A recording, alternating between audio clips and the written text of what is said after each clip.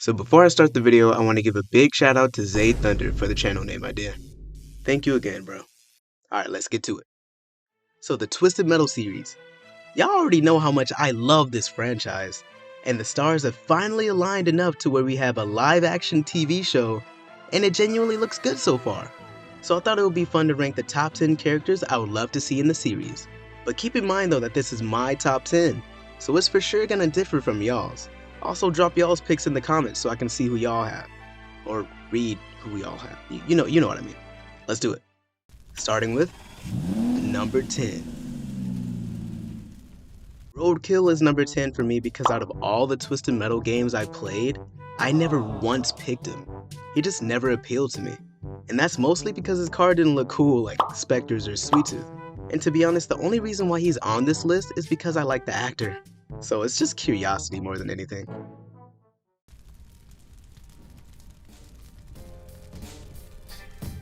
Calypso, I signed your contract. Let's get this over with. I'm not the one who kidnapped your girlfriend. She is here, perfectly safe. Bruce! Bruce! Thanks, Calypso. That was easy. Now Thumper, this dude was always cool to me. He always reminded me of a stereotypical rapper, you know?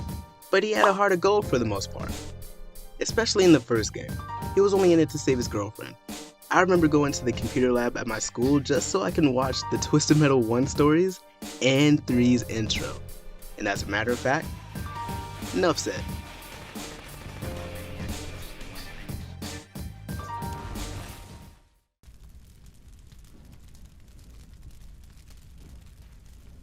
So Dollface. So I never really played with her in the games because I always found her to be a little too slow for my taste.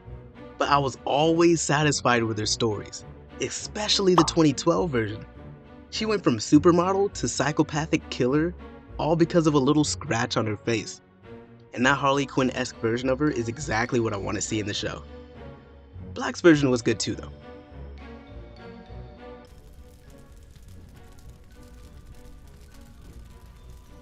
So with Mr. Grimm, you never know what to expect from him. He's like a box of chocolates. Life was like a box of chocolates. You never know what you're gonna get. First, he's the Grim Reaper himself, then a veteran from the army, and after that, he's the leader of a freaking motorcycle gang.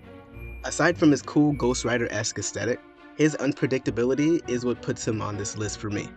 I'm really hoping he turns out to be the Grim Reaper though, that would be so cool.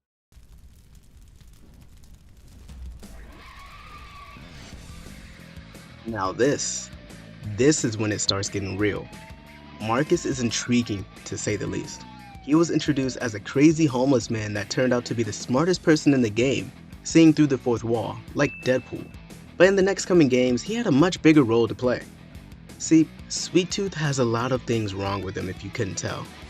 And on top of all that, he has split personality disorder. One half being Sweet Tooth, aka Needles Kane, and the other half being Marcus Kane. And this was actually introduced in Secret Codes during the playthrough of Minion in Twisted Metal Black. So I would be really surprised if he wasn't in this show. So I'm curious to see how they're gonna do it, you know?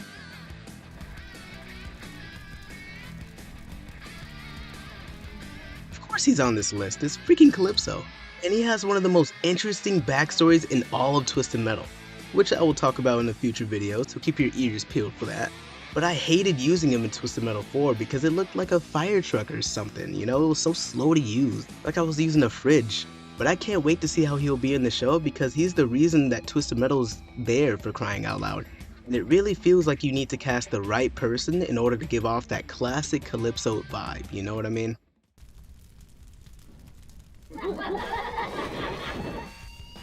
Yeah, this one's a no-brainer, you already saw this coming.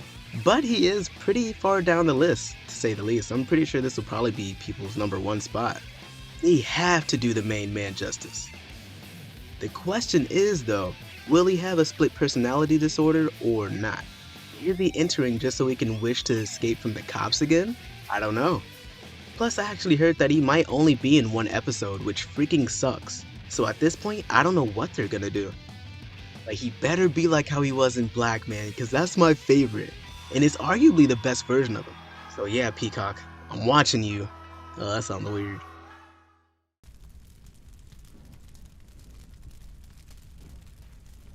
Number 3, we have Minion. I don't know about y'all, but when I was a tiny kid, I couldn't beat this dude to save my life. He's a literal demon in every way, and I really want to see how the show handles the supernatural elements of Twisted Metal. Just imagine John is driving around and you see a big old black tank with a demon hanging out of it. It will be incredibly scary for him, but extremely awesome and cool for us, and that's what matters.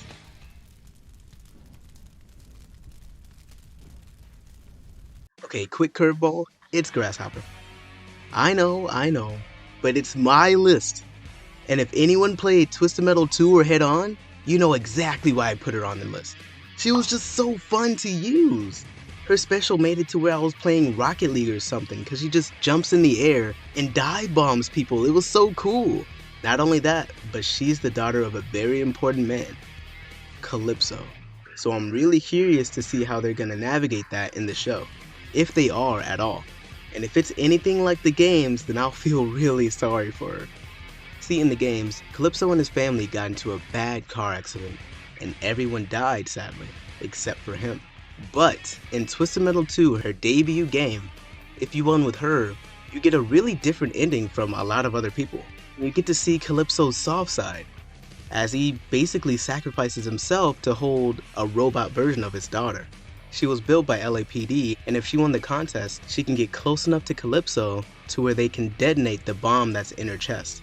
I doubt we're gonna see that, but I love to see something like that, you know what I mean? I think that would be awesome.